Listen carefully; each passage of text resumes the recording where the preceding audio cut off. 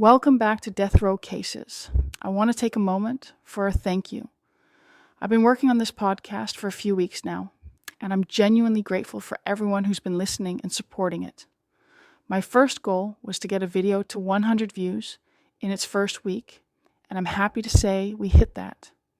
My next goal is 500 views in the first week, and for that, I need your help. If you're listening right now, it would mean a lot if you liked, followed, and left a comment.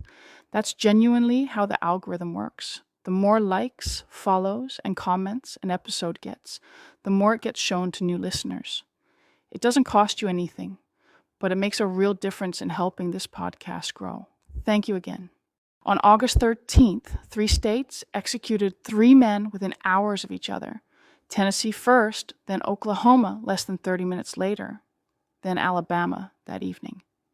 It hadn't happened since 2010. 5 days after that, Florida carried out a fourth. 4 cases, 4 very different timelines.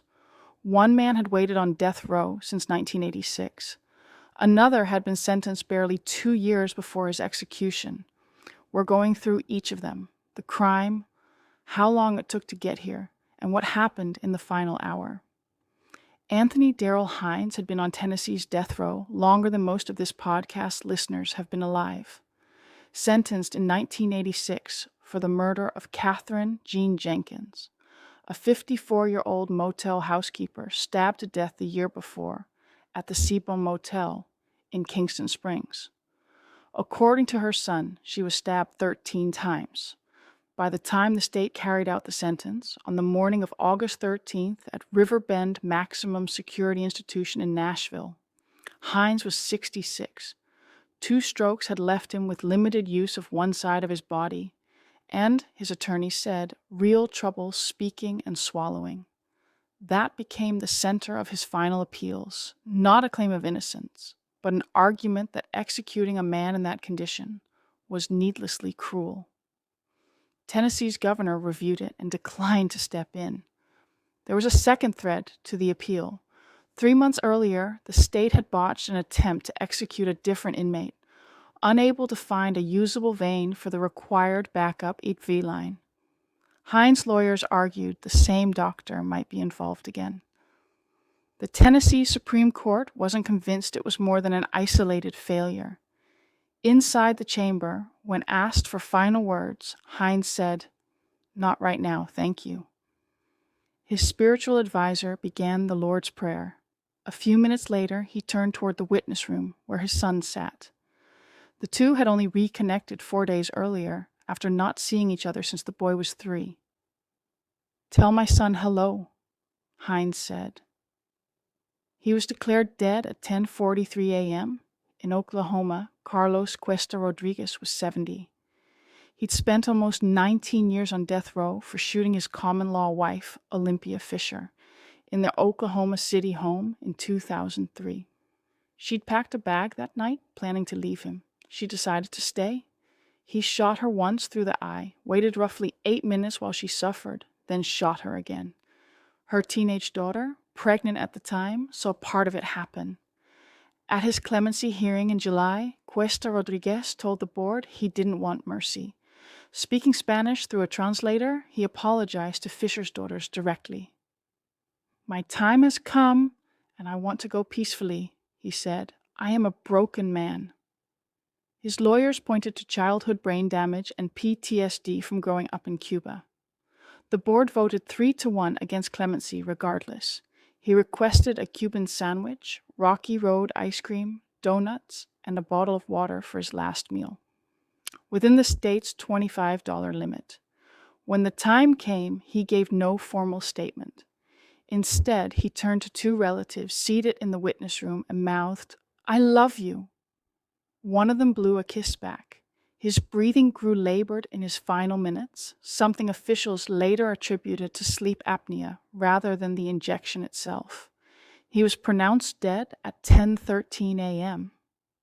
Fisher's daughters weren't in the room. In a statement, they said their faith had let them forgive him. One of them had questioned his sincerity at the clemency hearing weeks before. "I believe it's a facade.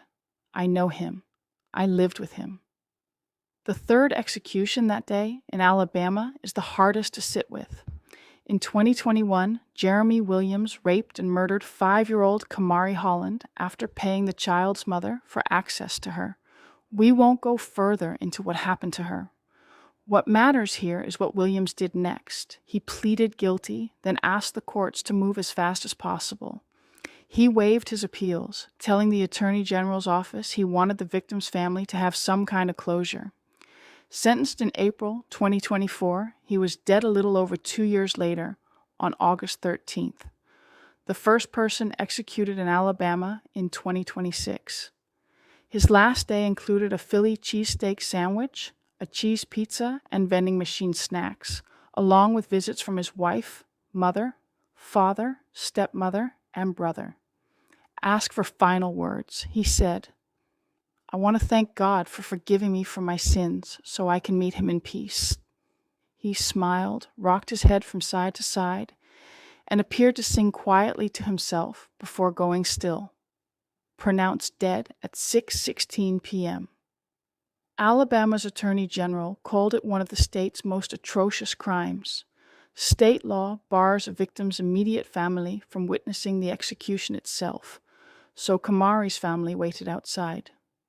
The district attorney who prosecuted the case told reporters afterward that the victim didn't die in peace, and that he was glad Williams had, because she never got the chance.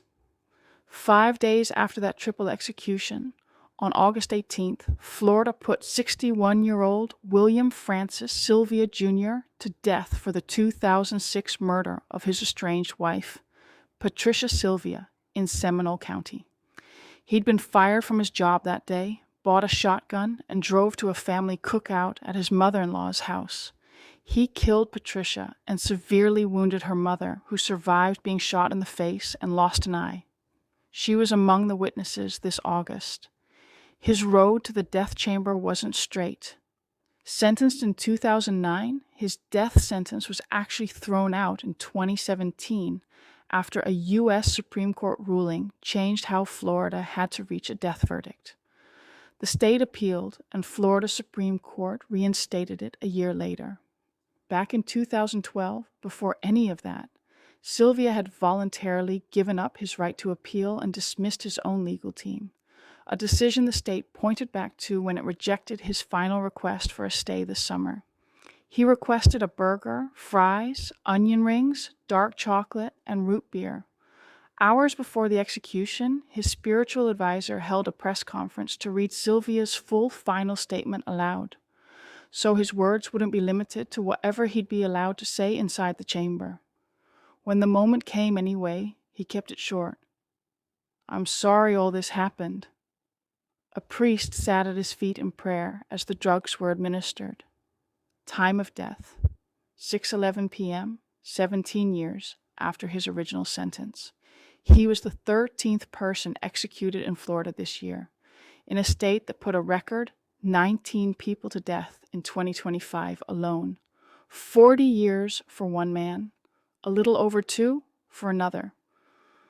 Whatever else separates these 4 cases, that's the gap worth sitting with. How differently the system can move, depending on whether someone fights it for decades or asks it to hurry. Next week, we're back to a single case, start to finish.